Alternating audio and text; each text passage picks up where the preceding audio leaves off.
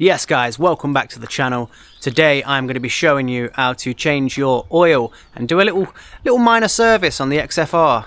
But first I'm just going to whip off the exhaust because I've got a long journey to do and I need to make good time, and I also need to not go deaf. So I'm going to show you how to take off the Jaguar straight pipe and swap it for the performance back box, because it comes as a kit, so you get both, so you get the option of loud or really loud.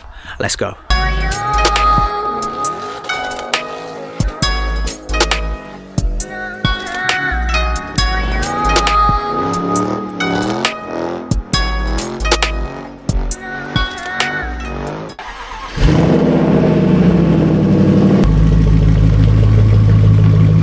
Starts. Oh, she starts all right. Of course she does. First turn of the key. Jaguar reliability. Right, so in the Jaguar kit, you get this and this twin rear box, and I'll show you what comes off. It's that way, so that's the left, that's the right.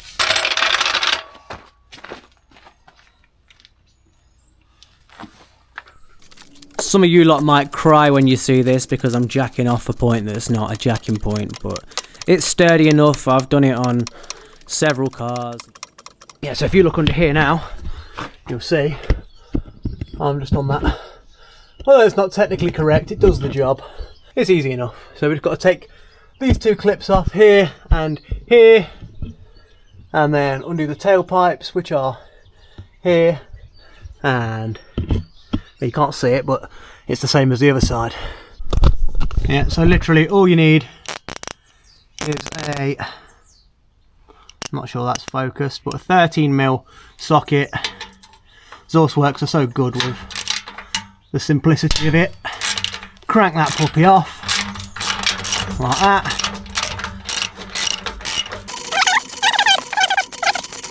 It's actually horrific out here. It's still cold, but we move, we get by. Slide that puppy onto there,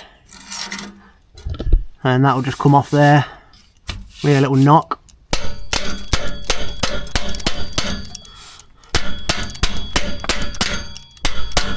There's a rubber hanger there, slap that off there. Yeah. Cool.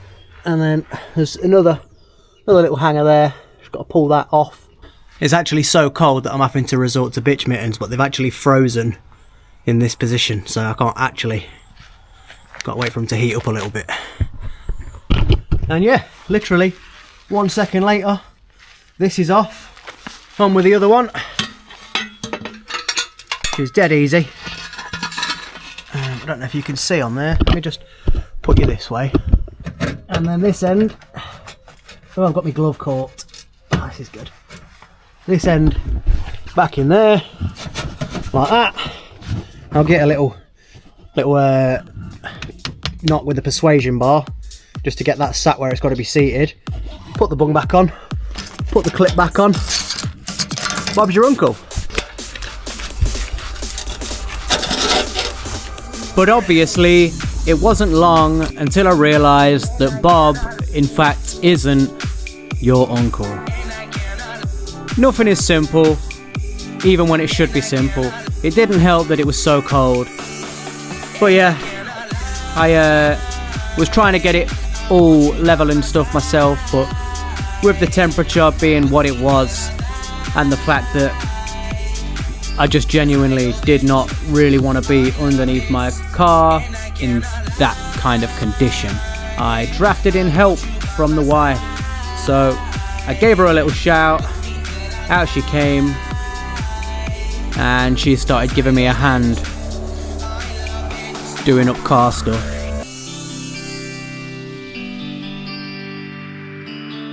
I've got my nails done.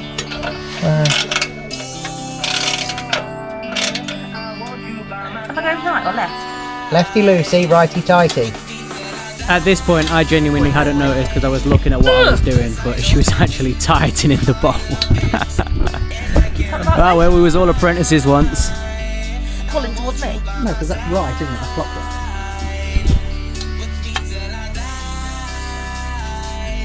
it. So once my apprentice had figured out what way is lefty-loosey and what way is righty-tighty, we started making decent progress at a pretty decent speed. Teamwork makes the dream work, and that's why I got married. How you feeling? Great. Nah. Oh yeah. I highly recommend, if you're going to tackle this on your own, do it in the, not in the bleak winter on a driveway full of stones where they're digging your back and your arms. Got a lot of rust and salt in my eye, so probably wear some eye protection as well, to be honest, if you want. But yeah, now as you'll see, we're just bolting up the back boxes, getting them all squared off and in the rubbers where they need to be. Checking that all the joints are up nice and tight. Lena's just putting the tailpipe on now, iron it in, and we are doing it up. And that's it. We are done. And that's how you do that. Right, first start, let's see if it's blowing.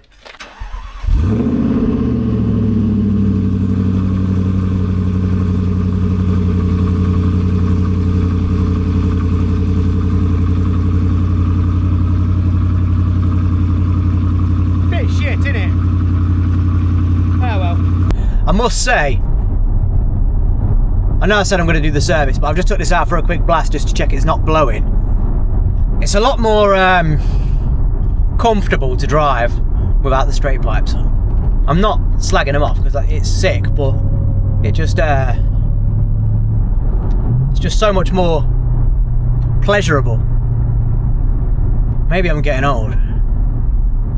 Maybe I'm growing up. Fuck that, I'm never growing up.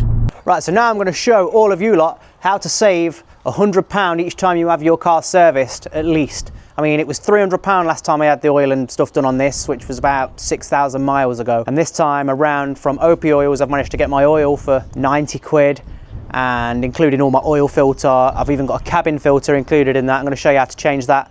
And you don't have to drain the oil from the bottom. You can get a pump from Amazon for about 15, 20 quid, and that's going to suck it all out, and I'm going to show you how it works. Let's go. Right, so we start by popping the bonnet. Right, I've took this for a run. It's probably still a little bit warm, so I'm just going to have a quick cup of coffee and let it cool down a little bit, and then I'm going to get into it. Cup of coffee down, I got my new Suckaroony machine, removed the oil cap. That wasn't the right size. That wasn't the right size. Like the bowl in the middle on Goldilocks, that one was perfect. A nice snug fit. So we connected it into the Suckaroony, the Your Mum 9000, because it holds 9,000 millilitres. Start pumping it, kept pumping it until the oil started flowing in. And then I walked off for a bit and I came back because it had basically stopped. So I just put a bit more pressure in it, and then I realised that the more pressure you put in it, the faster the oil leaves your engine. How crazy is that? Yeah, so I kept on pumping it. You can see I've had plenty of practice at this. And the oil was coming out nice and smooth now. It was actually quite warm. At this point, I had to remove the oil filter housing, so I thought, well, I don't have the tool, so I'll use a hammer and chisel. That didn't work, so I decided to get a ratchet strap and try that, and that didn't work either. So, yeah, pretty much before I broke it, I just thought I'd take a little break, have a 2-minute breather, swear at it, stick my middle finger up at it, have one more go just for good measure, and then in the end the wife came out. Right, as you all know, not everything goes to plan on this channel ever. So we can't get the oil filter housing off, so I've had to order a specialist tool, and my car is now stuck in front of my electric gate, so I can't get anything out. So what I'm gonna have to do is put the oil in, the new oil, obviously, I'm not gonna put the old oil back in. And then I am going to change the oil filter another day when the tool gets here, which should be in about 2 days. So let's get on with that. Talking of specialist tools, clearly I'm a specialist tool. Anyway, this was the oil we put in. Miller's sent it with a little funnel.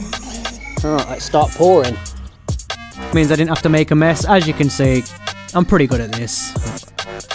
I don't ever miss the urinal or the toilet bowl. I do sometimes, but only first thing in the morning when you're half asleep.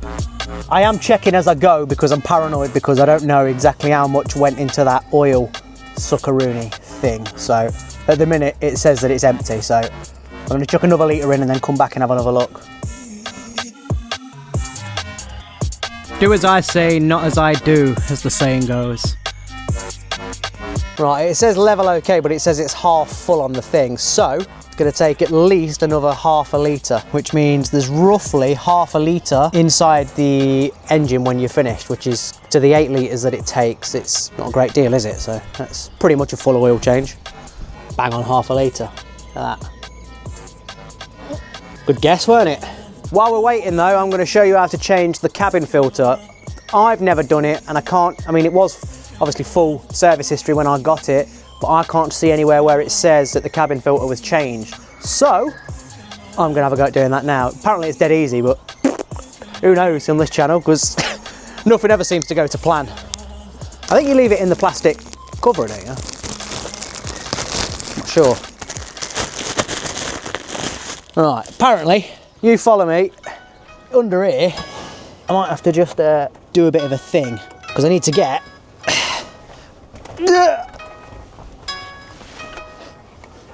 under here. I'm pretty sure you don't have to be a contortionist to do this job, it's just I found it a little bit easier that way. This is the wife bringing me a hammer when I asked for a chisel, which is hilarious. Really? She was joking, fortunately. So yeah, just 3 or 4 clips underneath. I had 3, most people would have 4. Literally, you just pop them off, wiggle them out, and then the carpet that holds that will fall onto your head, and then you'll have to buckle your head around it. And then you'll see a plastic cover which has 2 clips on it, and then that will reveal your cabin filter. Mine was disgusting. It actually had I can only describe as the contents of the National Forest inside. Yeah, you probably noticed that I started filling up my shoes because I'm doing it upside down, and nobody thought to mention it. But that's fine. Airflow that way. Yeah, make sure you get the airflow the right way so it works. Put the cover back on, and then start clipping your carpet back up. And it's just, I don't really know what a cabin filter does, but I seen it on the website, OP Oils, and just thought, well, may as well.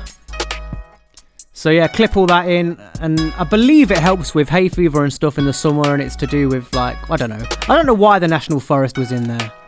But yeah, that says level okay, so should be good to give it a start, take it for a little run, and then we're done, essentially, other than the fact that, obviously, the oil filter housing don't want to play ball, so we've got the tool ordered, and literally it's that simple. It's to save yourself what, 200 quid. So you do 2 services a year, that's 400 quid a year saving. Over 5 years, that's what, 2 grand. So it's a no-brainer, really, isn't it? If you like this, make sure you like and subscribe, and I'll see you in the next one because we've got some bits to do to the Range Rover Sport. So see you next week. Peace. Did forget to show you while I was tidying up is how to reset the service light. So you get in the passenger seat, and if you look here on the dash when I start it, it says service required. So all you do simply is you have the ignition off. I'll just wait for this to go off and be off. Rear fog light button, 1, 2, 3. Press that. There you go, resetting service mode.